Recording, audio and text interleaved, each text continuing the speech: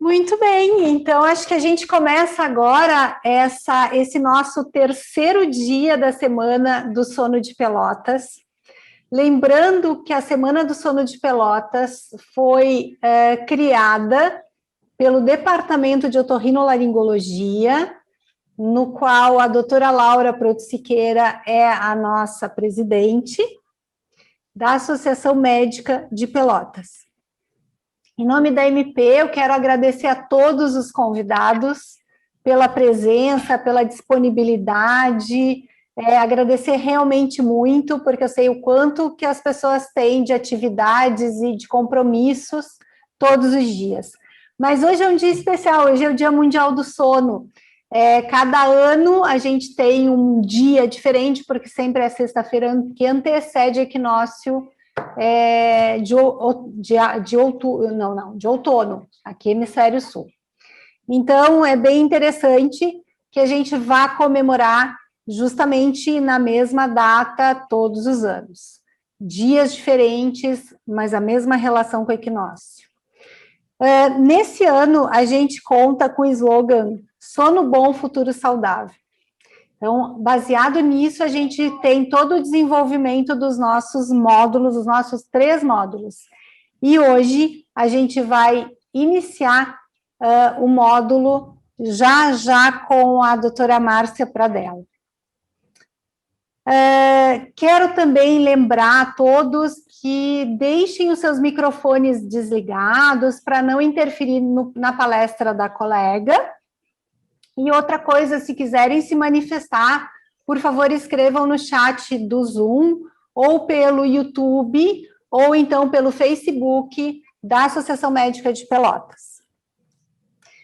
Quero agradecer ao apoio da Associação Gaúcha de Otorrinolaringologia, Cirurgia Cérvico-Facial, do World Sleep Day. Quero também agradecer os nossos patrocinadores. Sem os nossos patrocinadores, nós não poderíamos estar criando essa estrutura. Então, meus agradecimentos à Xê Laboratório Farmacêutico, que trabalha com a gente, auxiliando nas nossas atividades científicas, ao Laboratório Antonello, de Análises Clínicas, nosso grande parceiro de todo o ano, de há alguns anos já, cepapes.com.br, um e-commerce que trabalha com venda de equipamentos para tratamento de apneia do sono e trabalha muito bem o pós-venda e com a indicação do profissional de saúde. Extratos Farmácia de Manipulação, que está agora sob nova direção, com qualidade e eficiência. Bom, temos hoje, então, a nossa moderadora, doutora Luciana Argondizo, que eu vou apresentar. Ela é nossa sócia, pediatra, neonatologista, com capacitação em sono pela Sociedade Brasileira de Pneumologia e Tisiologia, com capacitação em sono da criança e do adolescente pelo Instituto do Sono de São Paulo, pediatra do Ambulatório de Pediatria da Faculdade de Medicina da UFPEL. Também o Dr. Túlio Ruaro Reichert, que é especialista, também nosso sócio, especialista em clínica médica pela UFPEL, cardiologia pelo Hospital São Lucas da PUC e especialista em ecocardiografia pela Sociedade Brasileira de Cardiologia. Teremos a apresentação de 2 vídeos institucionais e logo a seguir a doutora Luciana apresentará a nossa primeira palestrante. Pode largar aí o primeiro vídeo.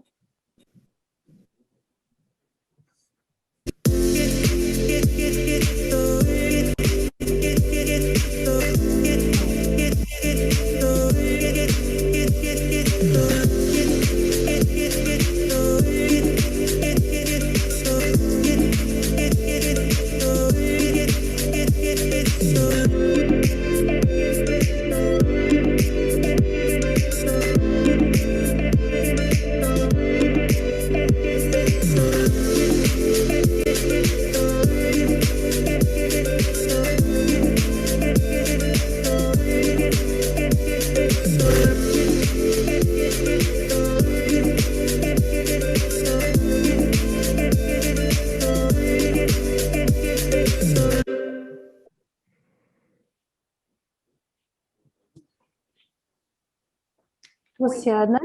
Oi, Boa noite a todos. Clarissa, muito obrigada pelo convite para representar aqui a pediatria nessa Semana do Sono, que é um assunto de tanta importância para nossas crianças e nossos jovens, né?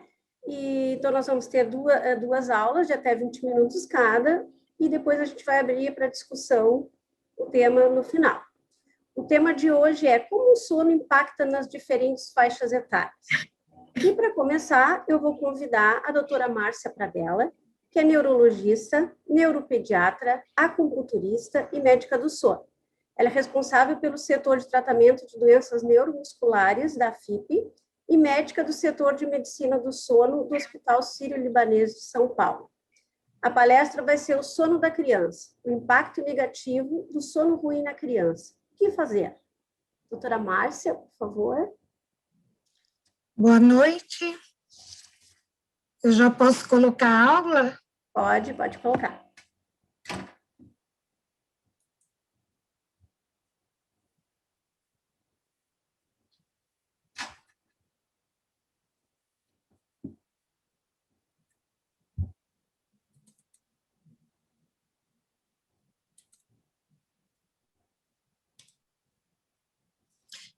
Então, gostaria de agradecer o convite.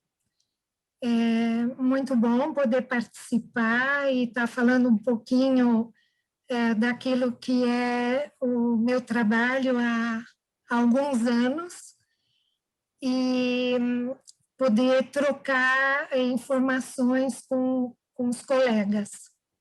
Então, a gente vai estar falando sobre o impacto, né? Como é que o sono impacta na infância e na adolescência.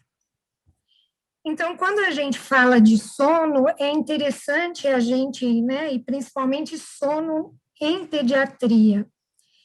É importante que a gente pense no desenvolvimento da criança, desde o bebê, né, até que ele se torne um adulto jovem.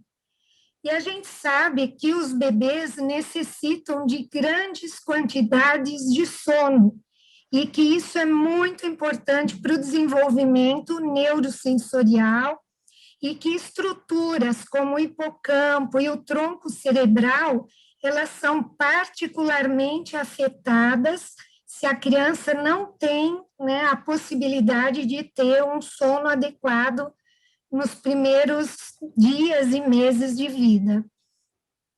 E aí é interessante a gente pensar no bebê prematuro e em como nós podemos influenciar o desenvolvimento desses bebês com pequenas mudanças na forma como o sono é visto nas unidades de terapia intensiva, onde os prematurinhos, né, e hoje a gente tem prematuros extremos que acabam ficando muito tempo nas UTIs, então é importante que a gente leve essa discussão, né, para esses ambientes.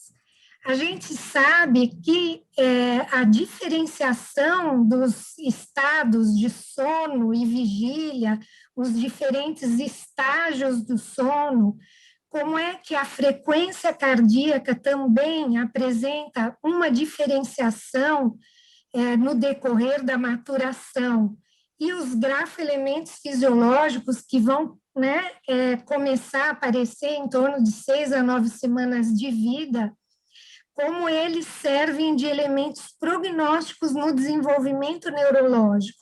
Então, o sono, a gente tem que avaliar sempre dessa forma, olhando a maturação, né, para a gente poder eventualmente prevenir algum problema mais aí para frente, né, durante o crescimento e o desenvolvimento da criança. Em termos de distúrbios do sono na criança e até o adolescente, a gente sabe que a insônia, né, as crianças podem ter até 20 a 30% das crianças podem ter essa queixa de insônia, que pode ser aguda ou crônica quando ela dura mais de 3 meses. Por outro lado, os despertares parciais, que entram dentro da classificação das parassonias, né, que hoje a gente prefere chamar de despertar parcial e não colocar um rótulo, né, sonambulismo, terror noturno, porque a criança pode ter apresentações variadas até na mesma noite, né? Eles correspondem a de 5 até 35% dos problemas de sono na criança. Então, esses são os distúrbios que a gente poderia classificar como maturacionais, que vão aparecer no decorrer da maturação elétrica do sono. Depois nós temos os distúrbios de movimento.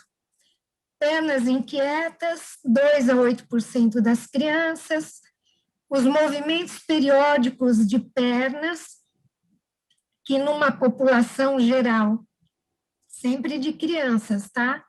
Corresponde a 7 a 16%, né, de queixa, mas se a gente for num laboratório de sono, nós vamos ter um pouquinho mais, até 26% do encontro desse problema, né?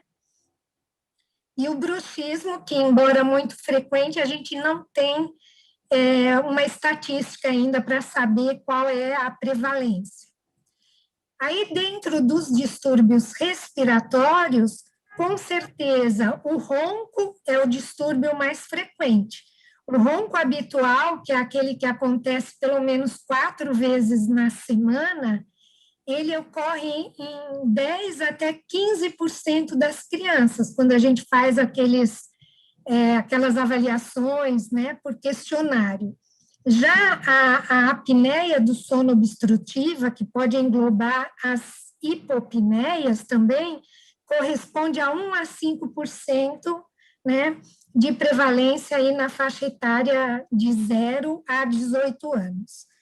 E depois nós temos as epilepsias associadas ao sono, que também são frequentes, né? A gente sabe que 20 até 40% das crises da criança, das crises, né, convulsivas ou epiléticas da criança, ocorrem durante o sono.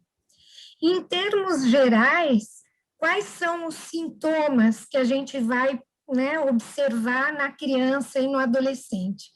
Em termos de sintomas noturnos, né, relacionado à queixa respiratória, então vai ser ronco, respiração bucal, uma respiração mais elaborada, né, com esforço respiratório, podendo chegar até a queixa de apneia.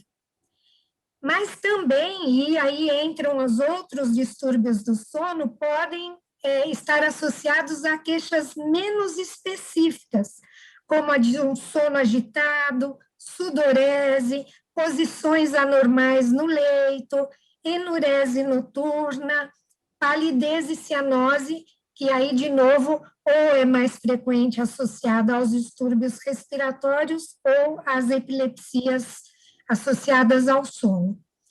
Em relação aos sintomas diurnos, então, a gente sabe que a sonolência diurna não é um sintoma comum na criança. A criança expressa o seu sono de má qualidade, principalmente por alteração de comportamento ou de humor.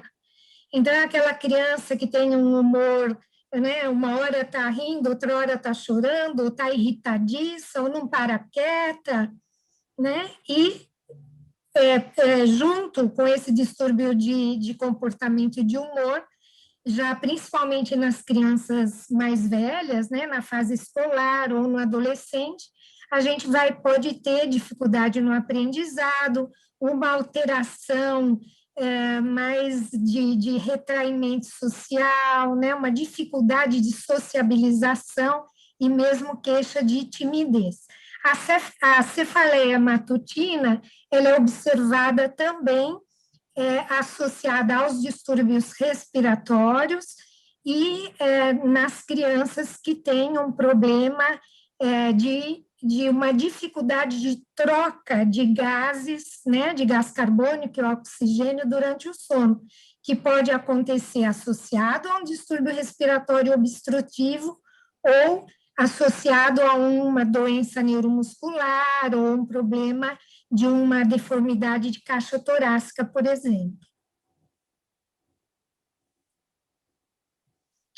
Na avaliação, hoje a gente sabe que é imprescindível o médico que recebe uma queixa do sono deve pedir um exame de sangue geral. E associado a isso, uma coisa que infelizmente não é muito corriqueira, né, para os pediatras ou qualquer especialista em pediatria, é solicitar uma avaliação do metabolismo do ferro.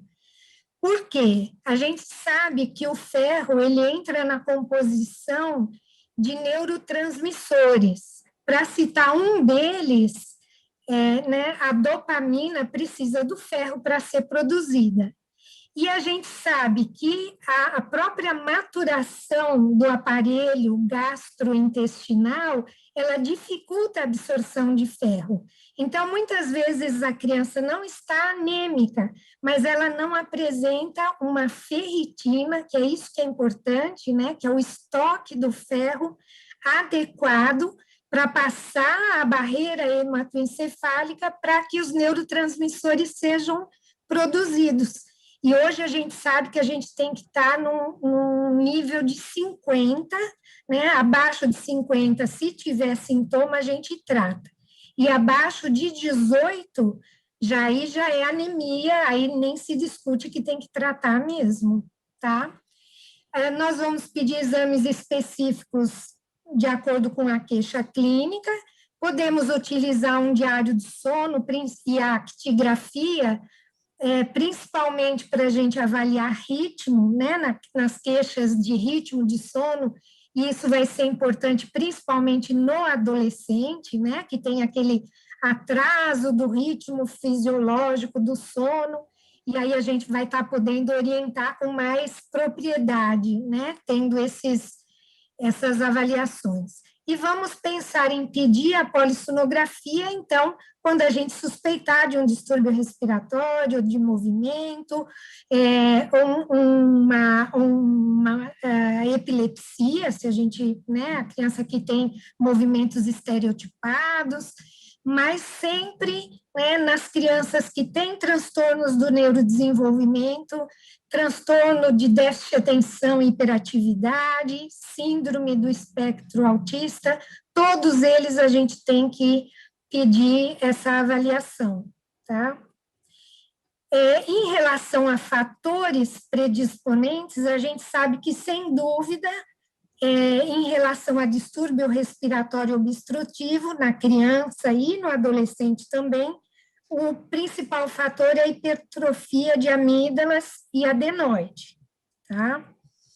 E a gente sabe que uma consequência desastrosa e que foi, né, publicada aqui nesse artigo não há tanto tempo atrás, é que um distúrbio respiratório do sono, ele leva quase que sempre a uma alteração de gases, né? A uma queda da oxigenação do sangue, que vai ser refletida numa queda da oxigenação cerebral. E o que vai acontecer é que vão ter áreas cerebrais que vão sofrer, vão ter uma redução, né, no seu desenvolvimento, enquanto outras, aqui em vermelho, vão ter uma espécie de inflamação, elas vão se espessar. Então, a gente vai ter duas consequências muito drásticas, né, se a gente não tratar a tempo.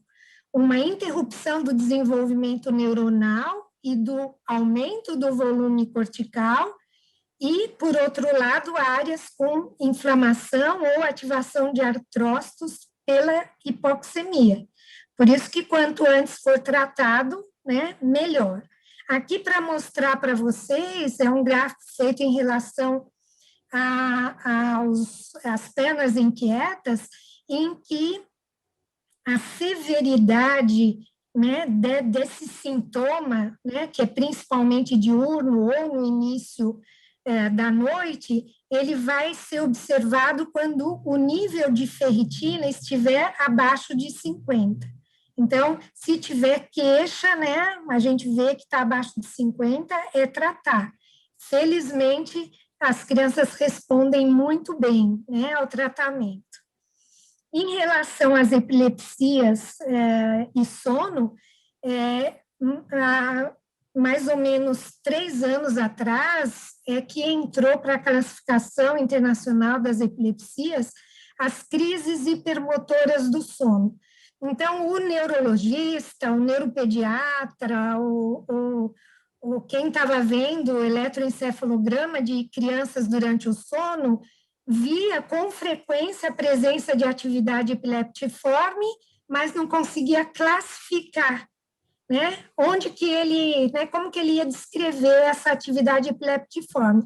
Aí foi observado que, sim, essa atividade, né, excitatória aí, né, que a gente classifica como epileptiforme, ela pode vir associada a uma manifestação que é muito diversa. Pode ser movimento estereotipado, pode ser um bruxismo, pode ser um despertar frequente, mesmo a enurese. Então, ela sempre vai vir associada a um fenômeno motor, por isso que deram esse nome. E depois a gente tem a epilepsia benigna da infância, que também é quase que exclusivamente de ocorrência durante o sono. Então, a gente tem que ficar atento quem trabalha com sono para essa possibilidade.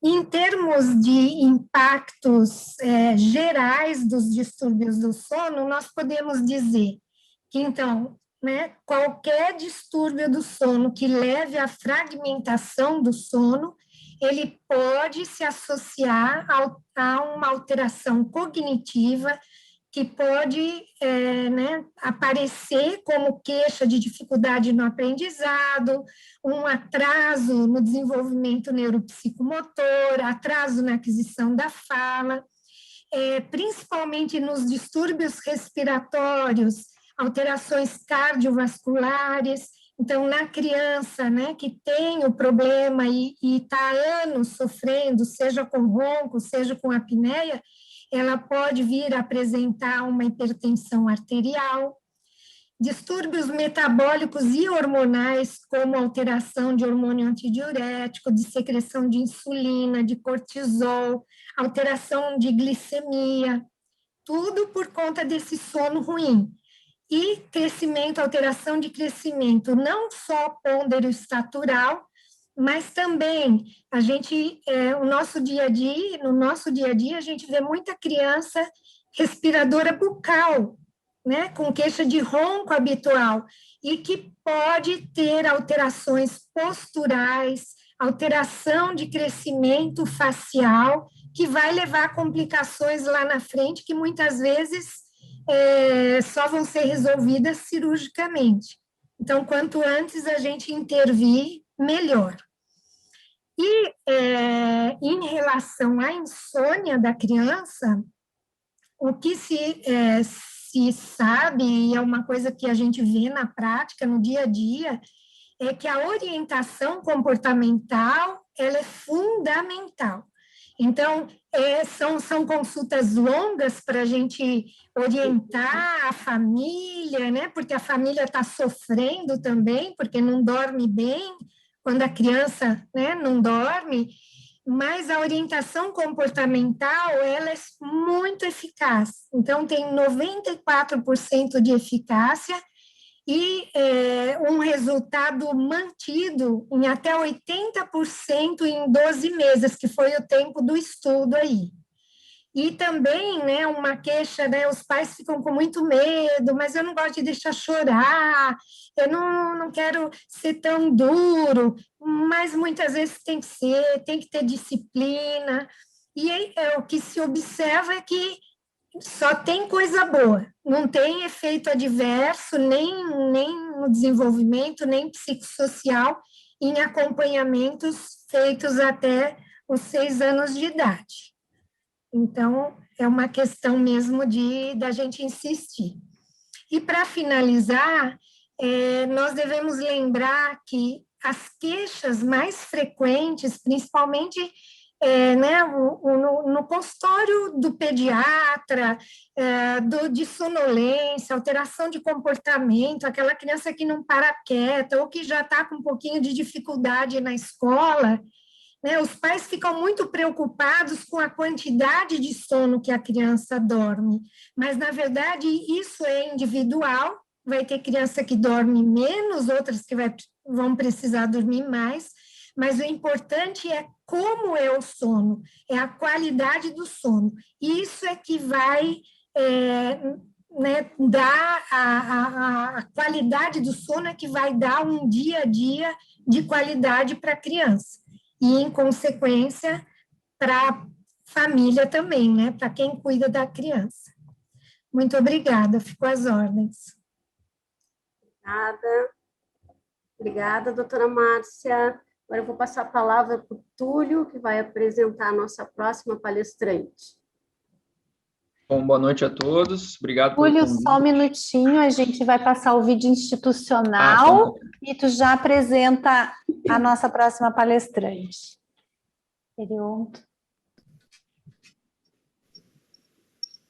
A Farmácia Extractus reabriu sob nova direção, reestruturada, garantindo qualidade e mantendo a excelência já conquistada. Todo dia 20% de desconto nas fórmulas manipuladas. Venha nos visitar ou solicite a tela entrega gratuita. Extractus, Deodoro 1205. Pronto, Túlio. Bom, boa noite a todos. Dá prosseguimento agora com a doutora Érica Treptow, tá? Que a doutora Érica é PhD em pneumologia, com área de atuação em medicina do sono, e ela é pesquisadora do Instituto do Sono de São Paulo. E ela vai dar a palestra hoje sobre o sono do adulto, quando é considerado normal, quando devemos procurar auxílio e o impacto negativo do sono ruim no adulto. Doutora Érica, por favor. Boa noite. Eu gostaria, em primeiro lugar, de agradecer muito esse convite, que esse convite é especial, que principalmente na pessoa da doutora Clarissa, que me convidou para estar aqui nessa noite com vocês no Dia Internacional do Sono, e gostaria de parabenizar também a Laura por toda essa organização, junto com a Associação a Associação de Medicina de Pelotas, e dizer que é uma honra, porque não só eu vou falar de um assunto que eu gosto, mas eu vou falar de um assunto que eu gosto para minha terra, né? Então, eu nasci em Pelotas, vivi aí até os meus 25 anos, e depois migrei para São Paulo. Então, estou aqui em São Paulo no momento. Vou abrir a minha apresentação.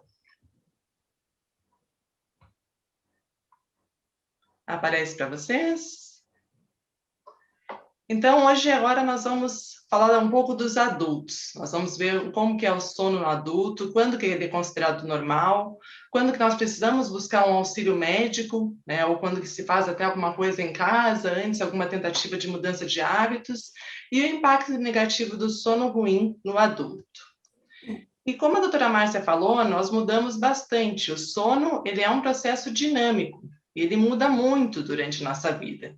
Esse slide é um slide bem famoso na medicina do sono, que a gente mostra que as nossas necessidades de sono e o quanto que se aceita como dentro de normalidade, isso muda muito desde a infância, que um bebê necessita de em torno de 14 a 17 horas de sono, podendo chegar até a mais, porque existem pessoas que realmente têm um extremo maior, pessoas que nós chamamos de dormidoras curtas, os dormidores longos, e isso vai diminuindo durante a nossa vida.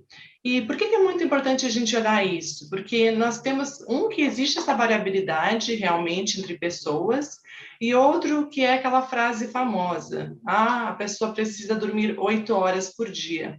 Não, um adolescente, por exemplo, precisa dormir muito mais do que 8 horas, principalmente porque ele ainda está nessa fase de desenvolvimento. E aí aqui eu queria mostrar um outro mito para vocês, que é o mito de, o idoso pode dormir pouco, ele precisa dormir pouco, ele dorme pouco e ele fica bem.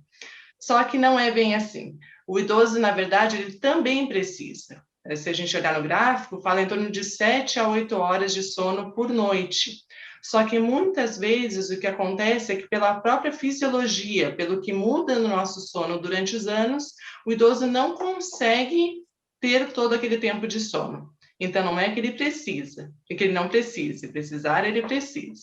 Então, assim como a gente muda em termos de quantidade de horas de sono, uma outra mudança que acontece é em relação à nossa qualidade do sono.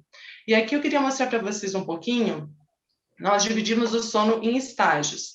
Nós temos 2 estágios mais superficiais, que é o sono N1 e N2. Nós temos o sono profundo, que é o sono N3, e esses 3 juntos nós chamamos de sono não REM, e nós temos o sono REM, que é aquele que tem o movimento rápido dos olhos. E isso também muda na nossa vida. Como vocês podem olhar nesse gráfico, a gente tem mudanças de quanto que nós temos de cada estágio.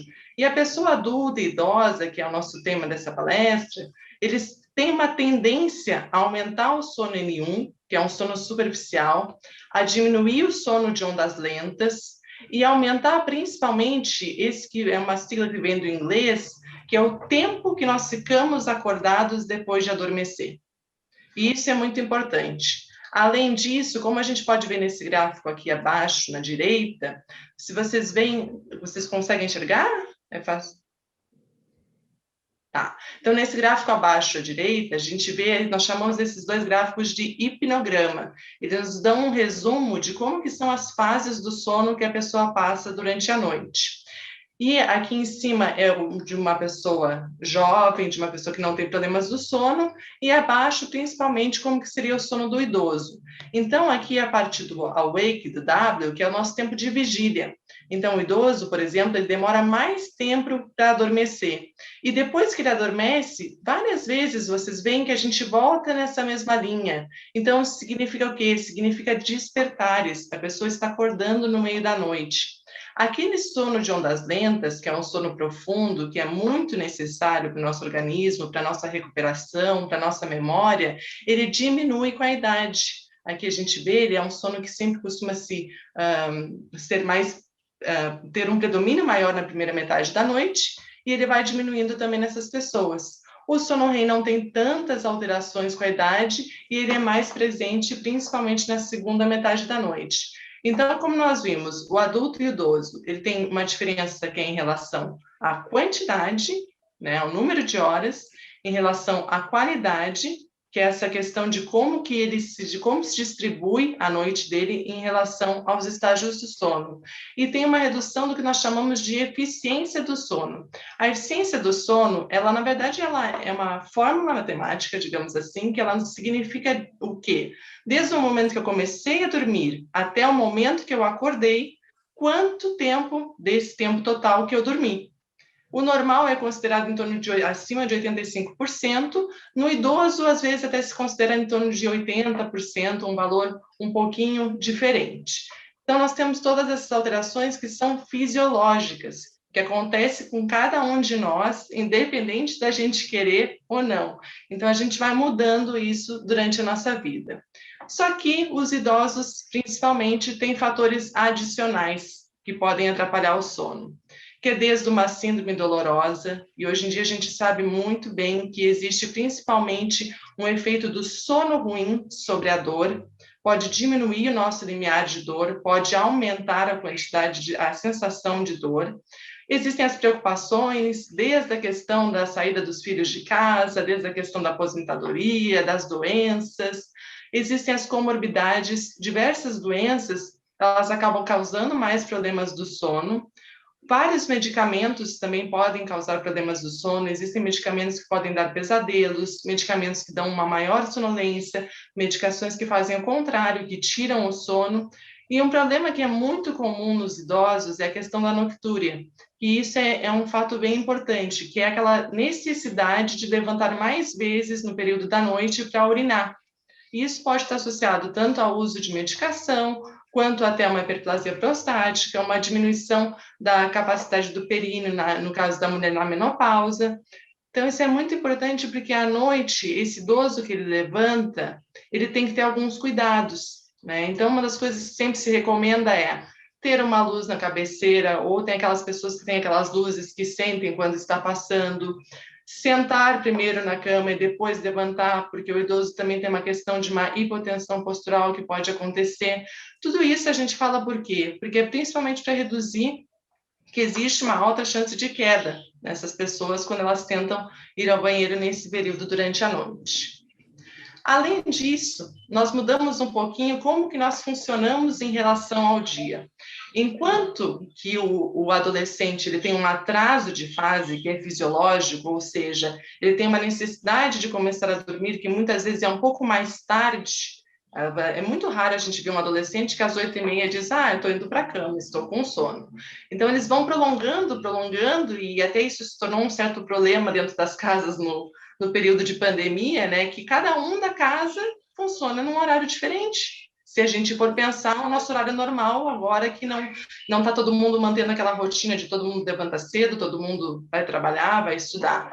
Então, com o idoso acontece o contrário, existe um avanço de fase. Então, ele começa muitas vezes a sentir a sonolência, sentir o cansaço, mais no começo da noite. E aí, o que acontece muitas vezes, como tem nessa foto, o idoso que deita no sofá, que quer olhar o telejornal e que dá aquela cochilada. E essa cochilada ela pode ser muito ruim para o sono da noite. Então, existem maneiras de se lidar com isso para que se tente ter menos prejuízos. Então, esse avanço de fase ele é mais presente nos idosos e muitas vezes também além de estar acompanhado dessa questão de começar o sono mais cedo, ele acorda muito mais cedo. Há muitos idosos que às 4, 5 da manhã eles já estão acordados. Então, essa é mais uma mudança que a gente sofre durante a vida e que pode afetar o sono do adulto e do idoso. E, por fim, se a gente pensar, nós temos os próprios distúrbios do sono, que eu gostaria de falar desses 3, que são alguns dos mais prevalentes, que podem dar problemas na qualidade do sono, que é a apneia obstrutiva do sono, o sono insuficiente, que antigamente a gente chamava de privação do sono, e que muitas vezes ocorre até pela questão de trabalho. Se a gente pensar na população entre 40 e 60 anos, que muitas vezes é da população mais ativa, ela tira muito do seu sono para render no trabalho. Só que essa é a época justamente que o nosso sono começa a mudar bastante. Então, esse sono vai fazer falta. E a insônia, que aqui tem o quadro típico que a gente costuma ver, que é de uma mulher com insônia, mas sabendo que hoje em dia não existe uma cara das doenças do sono. Nós chamamos de fenótipos, que são diferentes apresentações clínicas que a pessoa pode ter com o distúrbio do sono, e hoje em dia se vê que elas são bem variáveis. E quais que são as consequências de se dormir mal, de ter uma má qualidade do sono? E muitas vezes, quando começam a acontecer essas consequências, elas começam a ser muito marcantes, que é a hora de se pensar em procurar um especialista.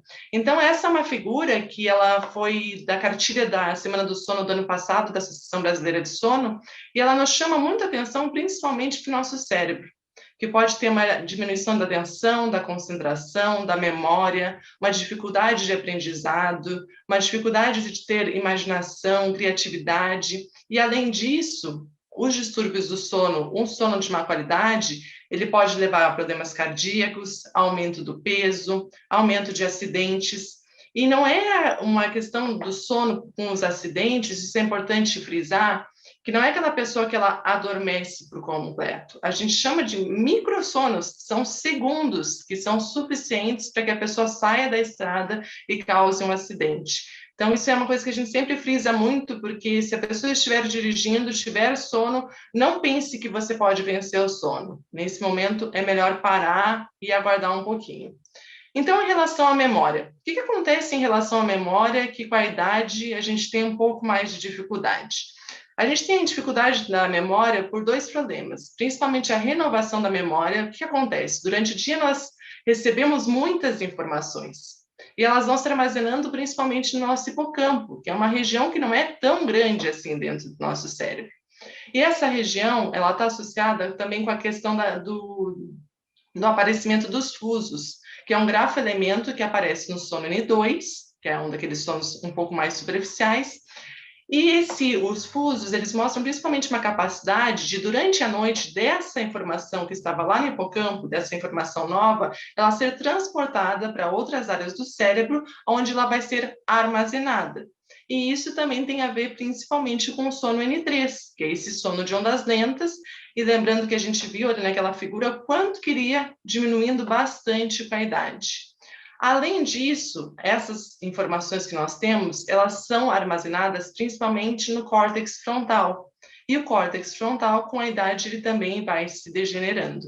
Então, o que acontece? A gente tem várias situações que ocorrem que realmente vão gerar uma diminuição da memória e, principalmente, essa diminuição vai ser acentuada se o sono for ruim. Além disso, hoje em dia se sabe muito, existe uma relação entre um quadro um pouco mais grave, não só uma diminuição de memória, mas existe uma relação com a doença de Alzheimer e os distúrbios do sono.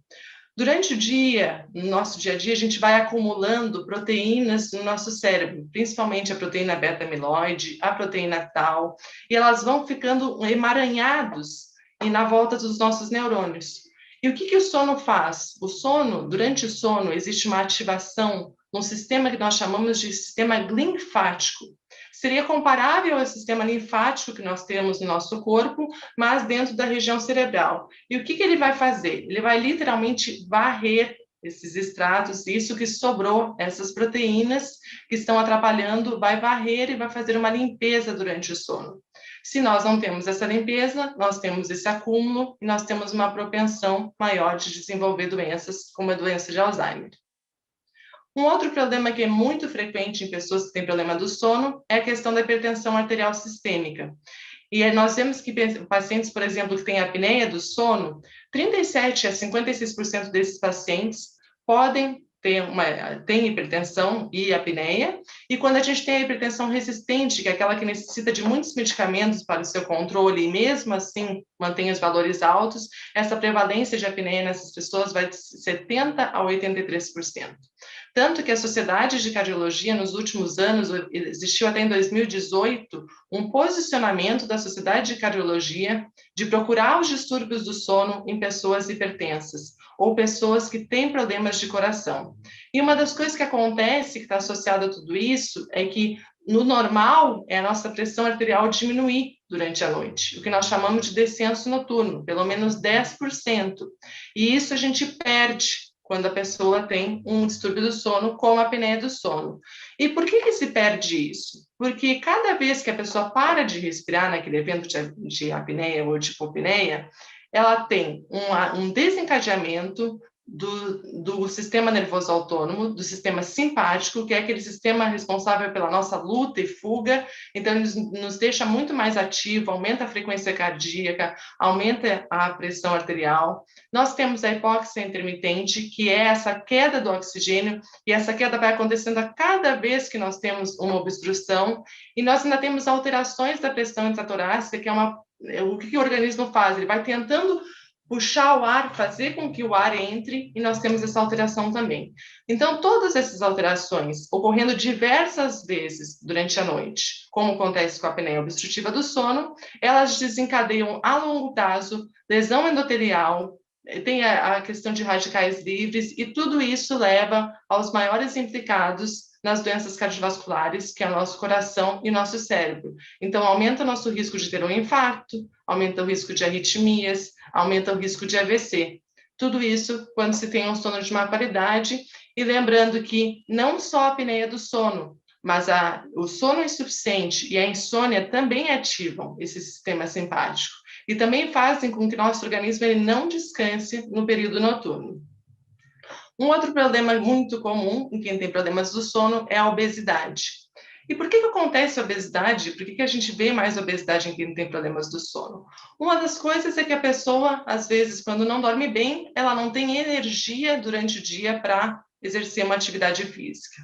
Além disso, o não dormir bem, ele afeta alguns hormônios que estão ligados tanto com a saciedade quanto com a vontade de comer.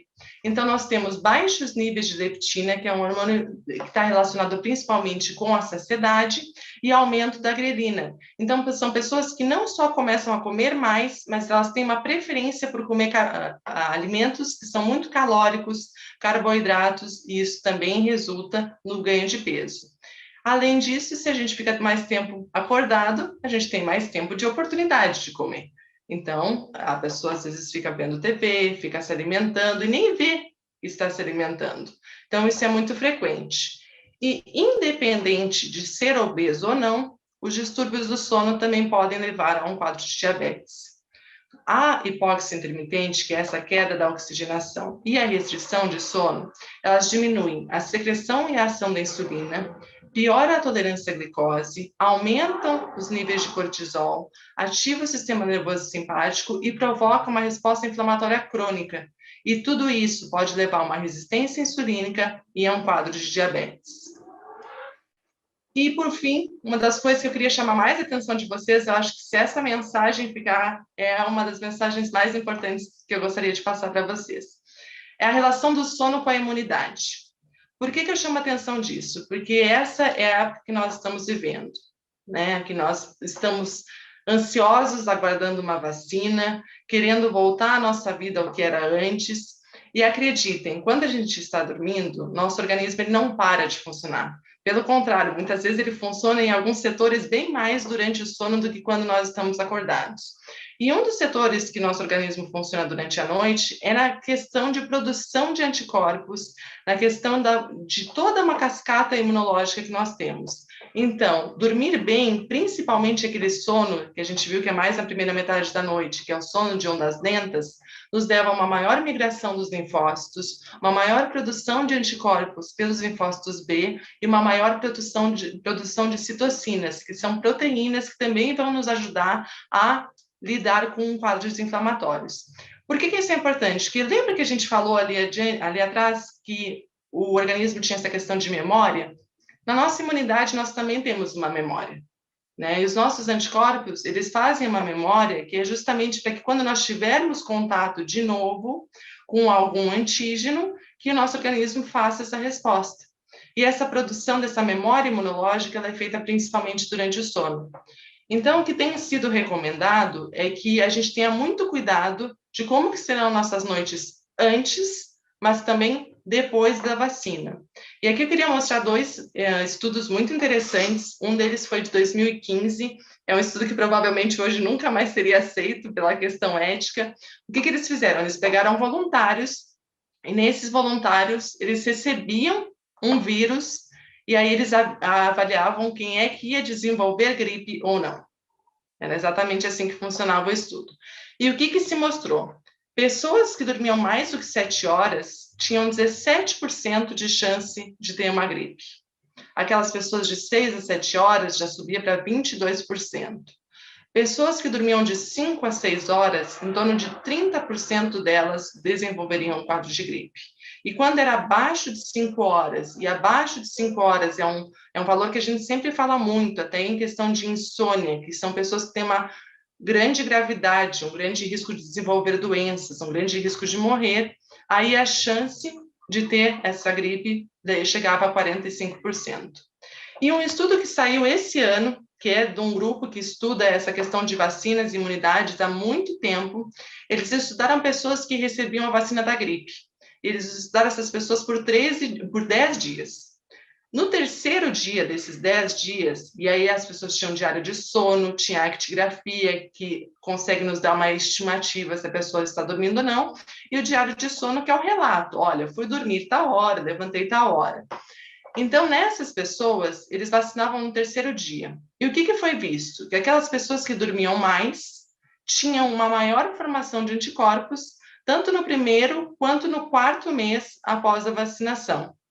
Então, e já teve outros estudos, não foi exatamente com a vacina da gripe, mas foi com hepatite, que mostra que essa memória, que essa capacidade maior de anticorpos, 1 ano depois eles mediam as pessoas que tinham dormido bem e as pessoas que não tinham dormido bem, e realmente era maior naquelas que tinham dormido bem.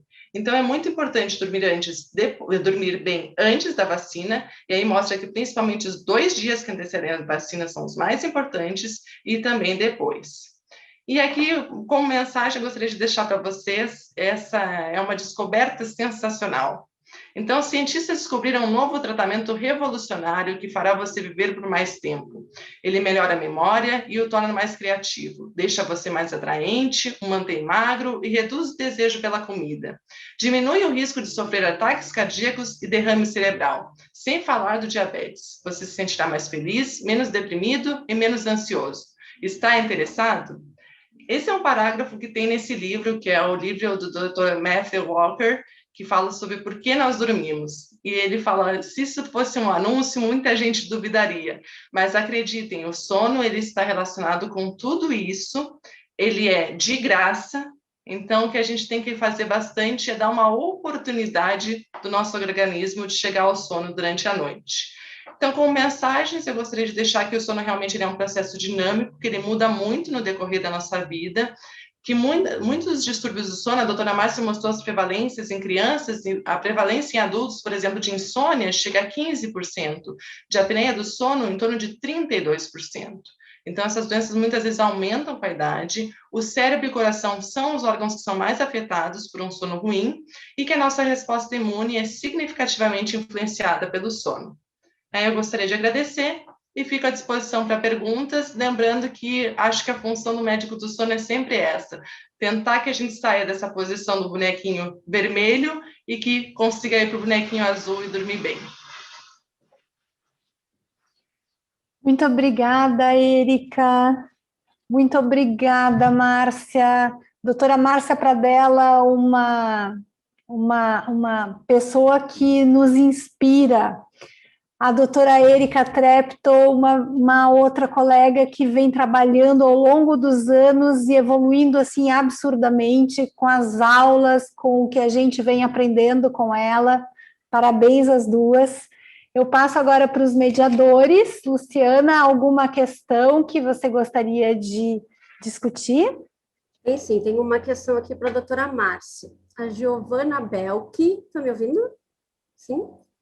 A Giovana Belk pergunta, quando a mãe refere que o seu filho tem sono agitado, quais são os passos a seguir no diagnóstico e terapêutica, doutora Márcia? Então, é Giovana, né? Isso.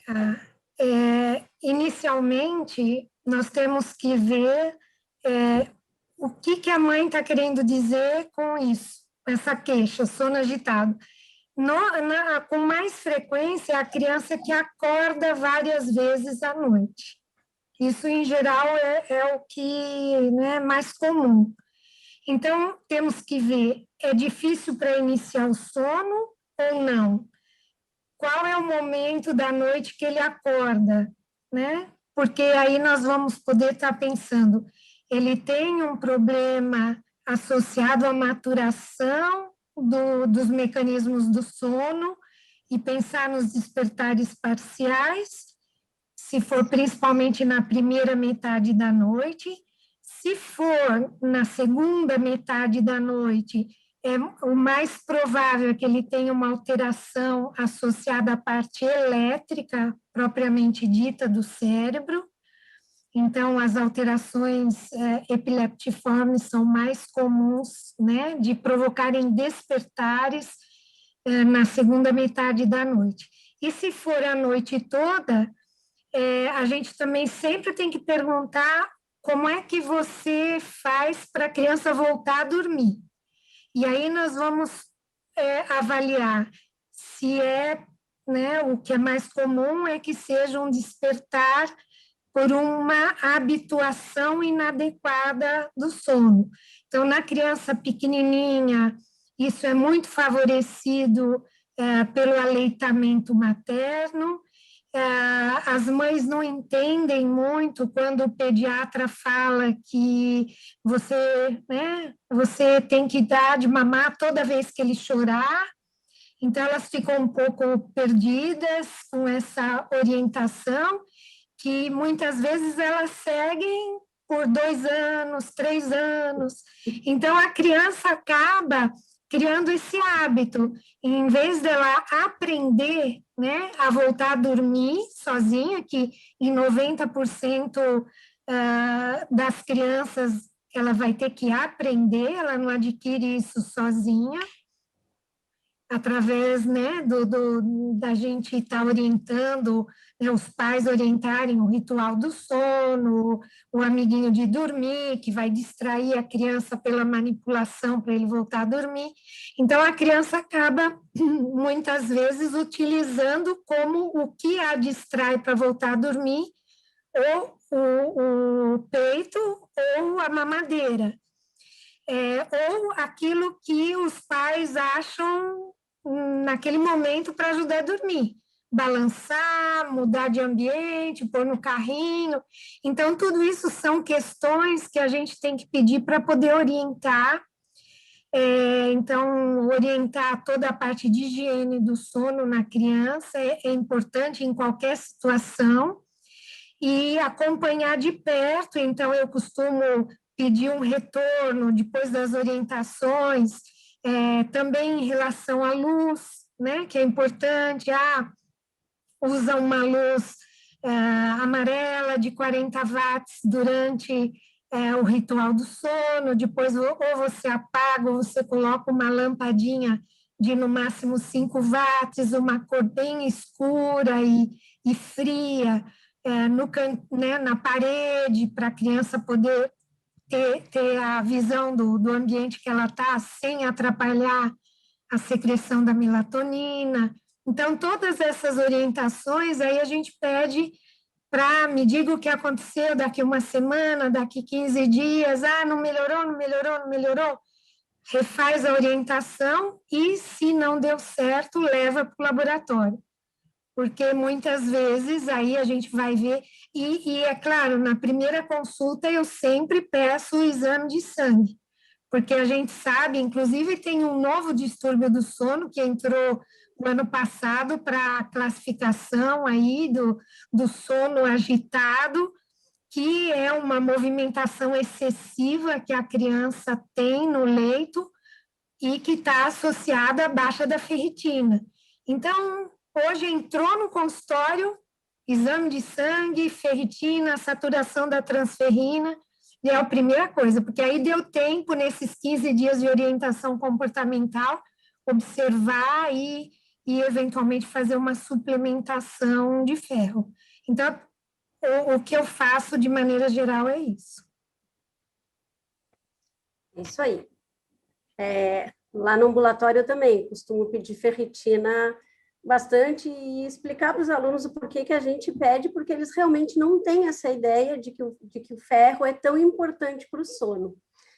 Sim. E eu agora não achei mais nenhuma pergunta aqui nos meus chats, e eu queria perguntar para ti, doutora Márcia, assim, eu tenho lido bastante sobre insônia no adolescente, né, que é um assunto que particularmente tem me deixado bastante preocupada, principalmente agora na insônia, né? Eu já tenho lido vários artigos, a senhora falou 30%, até 48% de insônias já na adolescência, que são nem adultos jovens ainda, né? São crianças que não têm seu lobo frontal ainda totalmente formado, né? E que já estão nessa situação de insônia. E me preocupa porque lá na nossa saúde mental da faculdade, né, tem aparecido bastante adolescentes com doenças psiquiátricas, né, e a gente sabe dessa relação, né, de via dupla do sono e da doença psiquiátrica, né. Queria que tu falasse para a gente um pouquinho, assim, como é que tu abordas, assim, esse adolescente na insônia, assim. Porque é muito diferente da criança, né? Não é aquela insônia comportamental, né? Ele já tem fisiologicamente, né, o seu atraso de fase, e estamos dormindo pouco e mal ainda por cima. Isso. Então, o que eu costumo fazer, e nessa fase agora, né, que o adolescente está em casa e está submetido a um período de monitor maior ainda, né? Porque as aulas também são, né, no monitor. Eu sempre questiono, para deixar o adolescente mais à vontade, eu começo conversando com a mãe. Como que era o sono dele de pequenininho? Porque eles entram e falam, eu sempre dormi mal, eu sempre tive dificuldade para dormir. Então, eu sempre pergunto como era o sono quando criança, depois, como é o teu sono no período de férias, quando tem aulas presenciais, né? Para eu ter uma noção de necessidade de sono e de como é o ritmo de sono. Então, assim, anos atrás, eu tinha a impressão de que a maioria dos adolescentes tinha um atraso de fase, mas isso não é real. Na verdade, é em torno de 15% que vai ter. Só que o que complica, em torno de 8% dos adolescentes, isso que para mim choca mais, eles vão ter depressão. 8% é muito, né? Então, é como você falou, as coisas acabam se mesclando, embora a depressão caminhe com muito mais frequência para sonolência, apatia, falta de ânimo, ela pode vir associada também com a essa dificuldade aí de iniciar o sono. Mas, é assim, de experiência minha, né, ao longo dos anos, eu observo que o adolescente, ele também tem uma maleabilidade de ritmo circadiano que é diferente do adulto. Você orientar uma mudança de hábito no adolescente, se ele está realmente disposto a fazer, você ainda consegue. O adulto é muito mais complicado. Então, né, eu começo falando, olha, você vai ouvir um monte de blá, blá, blá aqui, que a sua mãe já deve ter falado, já levou bastante bronca, mas não tem outro jeito. E aí, explico a respeito de ritmo de sono, de necessidade de sono, e começo a fazer uma mudança gradativa muito lenta, porque a gente sabe que no meio desse número grande, né, de adolescentes, vai ter aqueles, sim, que tem o atraso fisiológico de fase, que pode ser 1 até 2 horas de atraso em relação ao ritmo anterior. Então, eu falo, que hora que você começa a estudar ou fazer uma atividade que você precisa levantar e estar disposto. E aí a gente faz um combinado. Então, nós vamos arrastar o teu sono devagarinho, às vezes cada 3, 4 dias, 15 minutos para trás, vou fazendo assim. Para a maioria dos adolescentes, eu tenho que usar melatonina. Não dá para falar, não vou fazer nada. Isso até é um estímulo, porque eles se sentem mais seguros de que vai ter alguma coisa que a gente explica, não vai te deixar morrendo de sono, mas vai te ajudar se você fizer as outras coisas ambientais, né? Pelo menos 40 minutos antes de ir para a cama, longe dos monitores. Então, a abordagem é basicamente essa. E começo com a melatonina, sempre 1 miligrama é suficiente. Não precisa ser dose alta, não. Então, a abordagem é essa, e é claro, junto todo o questionamento relativo à possibilidade de uma depressão, que aí tem que se tratar junto, porque senão a gente também não consegue ajudar. É verdade. Tem uma outra questão. Eu vou só meter o meu bedelho aqui. A gente sempre ouve e sempre lê a respeito da necessidade de interromper as atividades de monitor 2 horas antes do horário de dormir. Porém, isso na prática não acontece. Então, não existe essa orientação que surta efeito, principalmente entre os adolescentes, né, Márcia? Então, realmente, é uma coisa que eu falo, pelo menos 30, 40 minutos antes, desliguem, porque eles não vão desligar 2 horas antes. Eles não vão sair da tela 2 horas antes. Isso aí é inerente à nossa vida hoje em dia. Então é a mesma coisa em relação à ingestão da melatonina. Então, a gente sabe que na maioria dos serviços e dos artigos, eles orientam 2 horas antes. Mas não adianta tomar 2 horas antes e ficar no monitor. Então, a minha orientação também é parecida. Você saiu do monitor, toma melatonina e vai fazer uma atividade com uma luz indireta, uma leitorinha, alguma coisa assim. E aí a gente vai conversando e vai vendo se tem que atrasar um pouquinho, né, mais esses horários. E ficar assim, deixar disponível, né? O adolescente, ele também gosta de ele decidir, né? E estar próximo, né, do médico. Túlio, você tem alguma questão para a doutora Érica? Claro, claro que sim. Bom, então, primeiramente, parabéns, doutora Érica, pela ótima explicação aí, foi muito bom mesmo.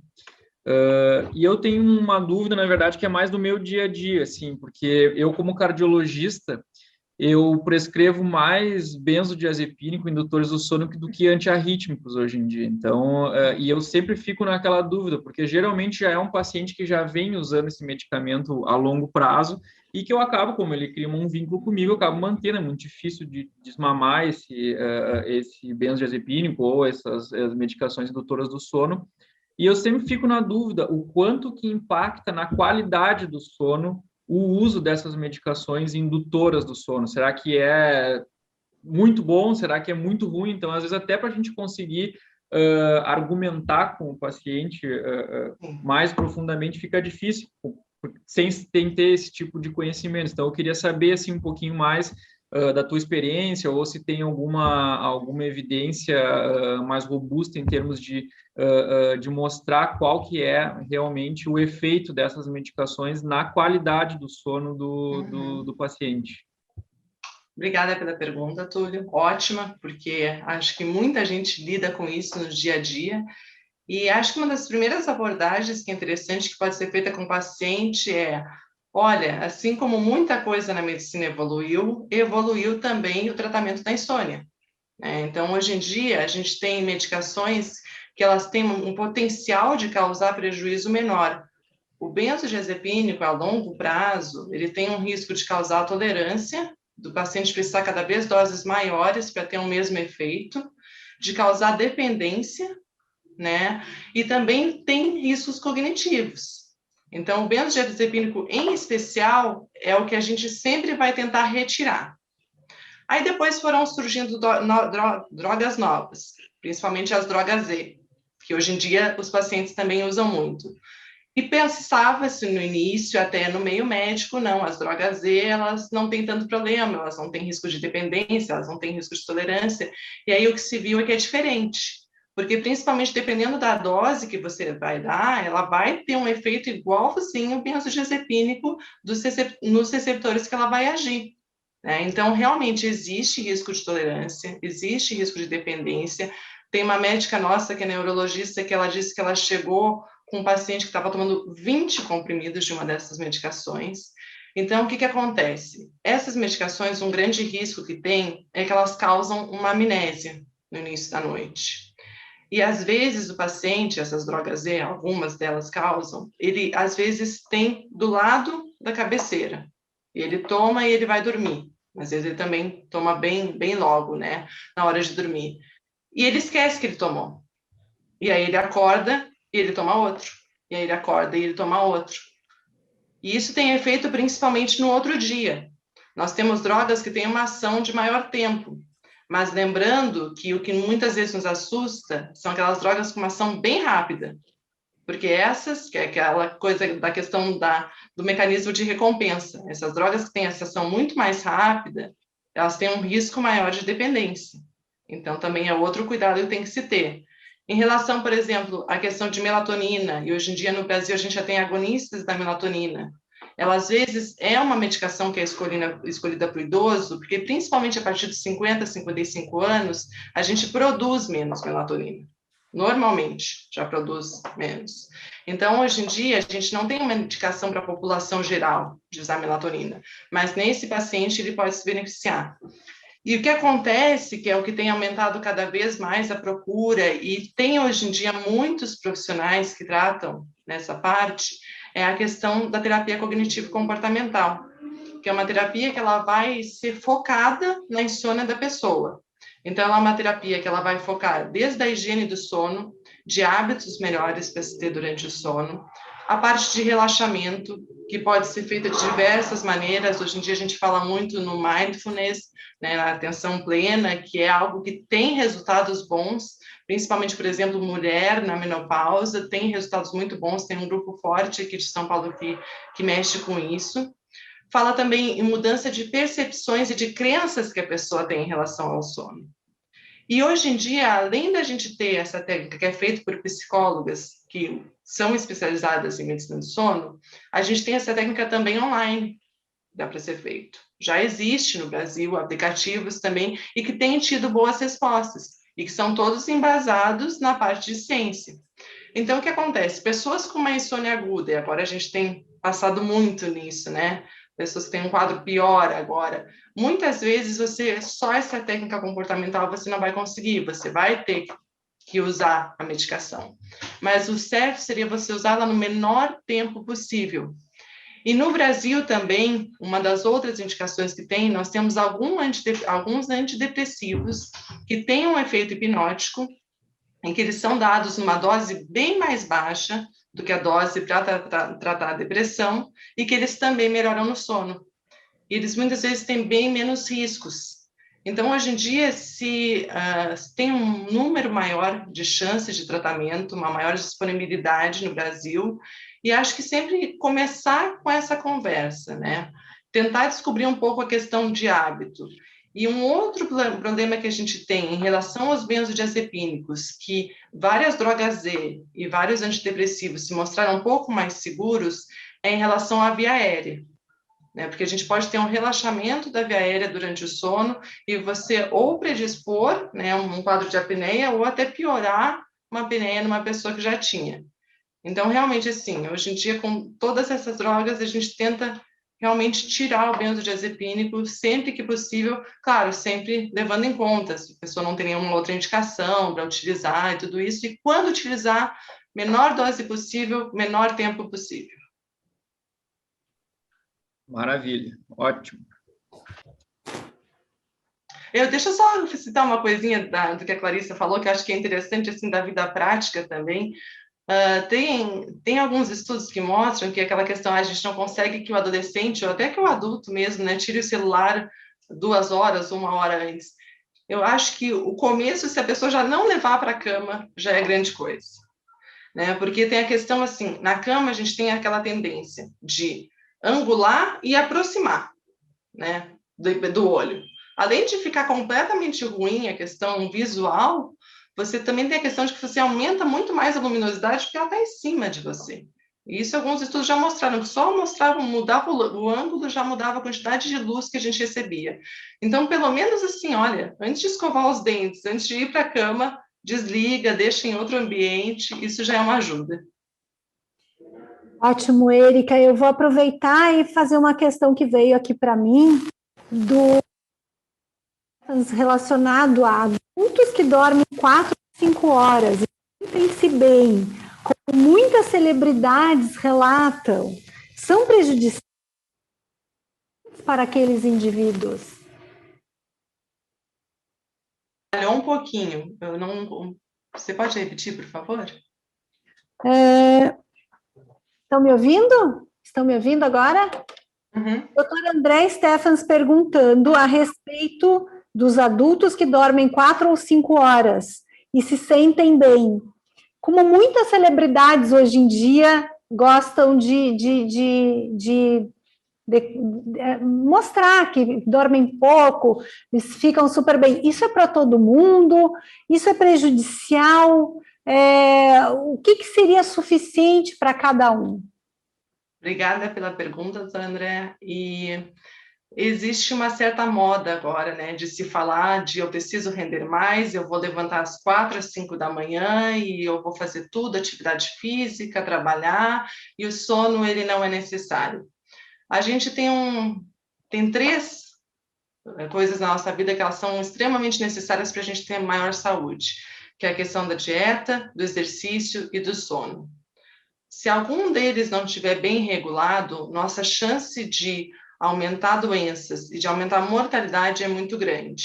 Então, em relação ao sono, por exemplo, se mostra que principalmente abaixo de 5 horas de sono por noite e acima de 10 horas, lembrando sempre daquelas exceções do que a gente falou, do dormidor curto, do dormidor longo, mas lembrando também que esses casos são a exceção, São pouquíssimas pessoas que conseguem dormir pouco e se sentir bem. Muitas vezes acontece essas pessoas que falam e fazem até a propaganda do dormir pouco, por enquanto o organismo delas está aguentando. Mas a longo prazo isso não acaba sendo sustentável e vai começar a ter problemas de concentração, a ter problemas de doença, a principalmente desenvolvimento de hipertensão arterial sistêmica. Então, a longo prazo, isso não se sustenta. Acho que a nossa missão como médico do sono é justamente tentar tirar um pouco dessa teoria que tem sido tão divulgada ultimamente de que dormir pouco faz bem. A gente dormir pouco não faz bem, a gente, claro, tem essas variações de pessoa para pessoa. O adulto, a gente fala em torno de 7 a 9 horas de sono. Maravilha. E voltando mais uma perguntinha aqui da Suzane, a respeito não uma pergunta, mas um posicionamento, eu acho que para a doutora Márcia, em relação às crianças e os adolescentes, com essa rotina de vida muito bagunçada nessa nossa triste pandemia. Há um aumento significativo dos transtornos de sono e psiquiátricos. Qual é essa relação que a gente pode estar abordando? Como é que a gente pode pensar em relação a isso? Olha, eu pensaria que é principalmente o que está ocasionando, né? É a perda da disciplina do dia a dia. É você não ter projetos de horários, por exemplo. O que eu tenho visto é que café da manhã é qualquer hora, almoço é qualquer hora, estudar, assistir uma aula, mas vou estudar a qualquer hora, e vai, assim, a criança, o adolescente, perde esse fio condutor que é necessário. A criança, o adulto também, mas o adulto ele deve perceber o que ele está ocasionando para si mesmo. A criança e o adolescente, ela tem que ter alguém para dar essa condução. Se deixar por conta, ele vai ter problemas, ele se perde. E traz, com certeza, a gente está vendo crianças pequenas ficando assim muito irritadas, muito agressivas dentro de casa, bate no cachorro, bate e quebra as coisas dentro de casa, porque né? E aí deixa de ter rotina de atividade física, de tomar sol, fica tudo muito estranho e a criança se perde. Luciana, Túlio, alguma outra questão? Eu não tenho mais nenhuma aqui, mas para mim ficou um pouquinho de dúvida, doutora Márcia, assim, quando pensar numa visita, né, em vista dos sintomas noturnos da criança, clínicos noturnos, pensar no passo além e investigar a possibilidade de epilepsia. Então, na criança que tem queixa de sono agitado, é muito comum no pequenininho, principalmente. Então, aquela criança que tem 1 ano, 2 anos, que não conseguiu conciliar o sono. Conciliar o sono nessa faixa etária é ter, até os 3 anos, em torno dos 3 anos, é ter 1 a 2 despertares que não são muito complicados para retomar no sono. Se, além disso, tem alguma coisa que não está, né, não está caminhando como se espera. Então, como a gente falou, principalmente a parte comportamental. Primeiro, a gente vê isso. Ver como são os despertares, o tempo que fica acordado, se tem movimentos. Bom, já vi o exame de sangue, já vi ferritina, corrigir ou não foi necessário e continua a queixa. Leva para o laboratório. Porque esse tipo de alteração, né, que é encontrada na epilepsia hipermotora do sono, ela é principalmente maturacional. Então, ela está associada à maturação elétrica dos mecanismos do sono. Então, mesmo que a criança esteja tendo um desenvolvimento neuropsicomotor adequado, ela pode ter uma alteração específica elétrica durante o sono. E o único jeito vai ser a gente levar para o laboratório. Tá? E aí, com certeza, né, os pais ficam muito assustados quando a gente fala, mas é explicar.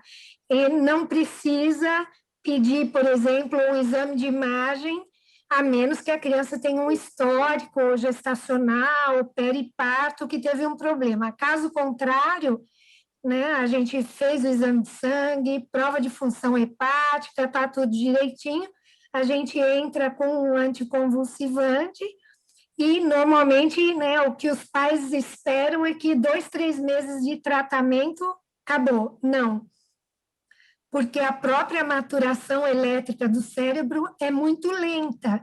Então, nós temos que dar a chance para o sono estabilizar, para a maturação acontecer. Então, normalmente, não menos de 1 ano, a criança vai ter que receber esse anticonvulsivante e, né, a maioria delas, depois disso, consegue ficar sem, né, o anticonvulsivante amadureceu, aí o sistema sem problema. E é uma surpresa para a gente quando a gente tem essa criança agitada e eu, por exemplo, atendo no consultório, é respiratório, o pai geralmente acha que é respiratório. E a gente vai lá, faz uma polissono, batata, né? Alterações letiformes e aí eu encaminho para o neurologista, peço para fazer uma avaliação, ele vai acompanhando, entra com medicação ou não, mas são sutis as alterações, não é uma coisa que durante a noite os pais observem como uma alteração diferente. É só agitação muitas vezes. Movimentos ou despertares parciais. Às vezes é só aquela criança que já sabe sair da cama e vai direto para a cama dos pais. Aí você pensa, é um despertar parcial.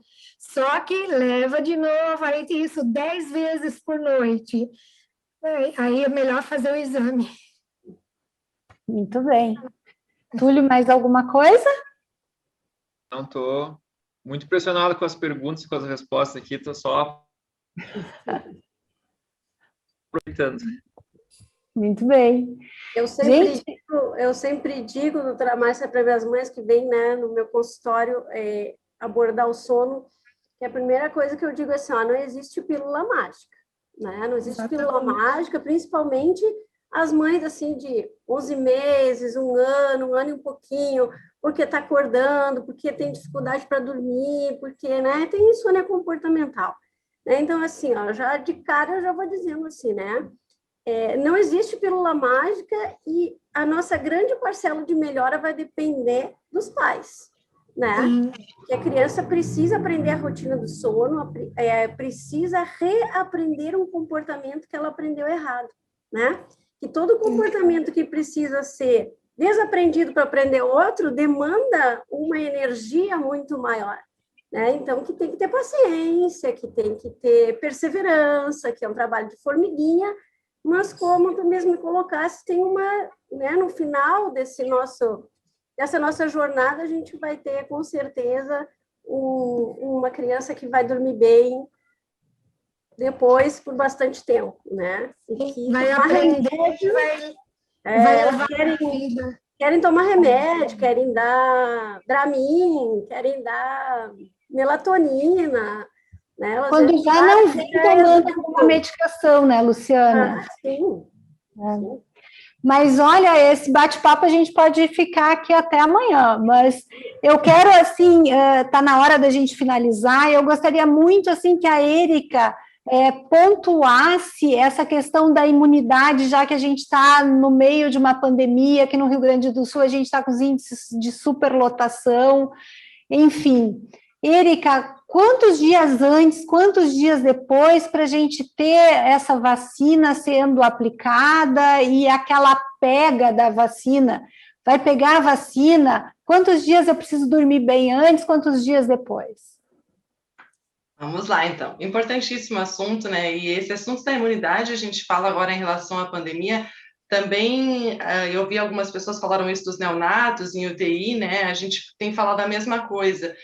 O quanto que é difícil de se controlar um sono dentro do possível, dentro de uma UTI ou dentro de uma enfermaria, né? E hoje em dia já tem muitos hospitais que já fizeram mudanças de tentar, às vezes, que tenha uma janela, que entre algum tipo de luz, que seja diminuído o som dos alarmes. Isso tudo é importante na recuperação também, né? Então, o sono já dentro do hospital e depois quando essas pessoas vão para casa. E em relação às vacinas, não é só o sono, né? A gente está produzindo um material agora sobre justamente sono e imunidade, e a gente fez uma escadinha de coisas que são importantes para a gente chegar até a vacina. E tudo que se falou, e o tema desse ano, que é o sono bom, o sono regular, ele é importante sempre. Então, assim, eu não posso também tentar mudar um padrão de sono de uma pessoa numa semana anterior à vacina para tentar ter uma melhora. Então, a gente vai tentando já sempre ter principalmente essa questão de regularidade. Tentar estabelecer horários para deitar e para dormir à noite, para levantar pela manhã, que sejam constantes, de preferência dias de semana e finais de semana. Essa regularidade que vocês falaram da questão da alimentação, a gente tem que ter horário mesmo durante a pandemia, a gente tem que levantar e tirar o pijama, tem que seguir como se fosse uma rotina. O estudo em si, esse estudo principalmente de 2021, que saiu agora em 2021, ele mostrou o quê? Que as pessoas que dormiam bem, principalmente 2 dias que antecediam a vacinação, e aí o pós a gente não tem exatamente quanto tempo, mas que é importante para justamente essa formação dos anticorpos, que a gente vai receber o antígeno da vacina, e para poder formar é importante que durma bem nos próximos dias. E isso, alguns estudos que foram feitos no início, eles privavam as pessoas, às vezes, para 4 horas de sono. E aí, claro, eles viam uma diferença muito grande na produção de anticorpos. Só que os estudos mais recentes, o que eles fizeram? Eles colocaram pessoas que dormiam menos que 6 horas, 6 a 7 horas, de 7 a 8 horas, acima de 8 horas, e a cada hora de sono a mais, a pessoa ganhava uma imunidade muito maior. Então, não é aquela privação, assim, o nada do sono. Mas eu sempre falo, até quando meu pai, felizmente, já recebeu a primeira dose da vacina, eu disse para ele, olha, vamos deixar o vinho para o final de semana, tirar um pouquinho antes do dia da vacina, deixar ter uma alimentação bem controladinha, dormir bem, não ter tantos estímulos. Uma outra coisa que a gente fala agora, a questão do estímulo noturno, não só a questão da luminosidade, mas o que a gente escuta, o que a gente olha no período noturno. Os telejornais, eles prejudicam muito o nosso sono, hoje em dia. Então, tenta fazer isso no período lá no começo do dia, de manhã, né, ou após o almoço. Então, é um todo. A gente recomenda que realmente exista uma regularidade do sono para que a pessoa possa ter uma resposta de defesa maior, mas em termos do estudo científico, eles mostram que realmente aquela janela bem pertinho, 2, 3 dias antes da vacinação e alguns dias após, é extremamente importante. Gente, olha, eu acho que com essas recomendações a gente finaliza a nossa Semana do Sono de Pelotas. Eu quero agradecer imensamente às nossas palestrantes, doutora Márcia Pradella, doutora Érica Treptow. Quero agradecer aos nossos moderadores, doutora Luciana Argondizzi, doutor Túlio Reichert. Quero agradecer a doutora Laura Proto por ter nos permitido fazer isso dentro do departamento da Otorrino. Quero agradecer a todos os nossos assistentes nesses 3 dias, a nossa técnica, a nossa querida jornalista. Eu quero agradecer a todo mundo que participou dessa semana, que foi muito legal, né? Muitos frutos a gente vai ter desse nosso evento, ainda a médio e longo prazo. Ano que vem vai ter mais, e a gente... Nossa, a medicina do sono é uma coisa que encanta e apaixona todo mundo que faz, e a gente quer só que todos os profissionais da saúde se interessem pelo menos um pouco a respeito do assunto para poder orientar todos os indivíduos, os pacientes que a gente possa ter, porque é extremamente importante.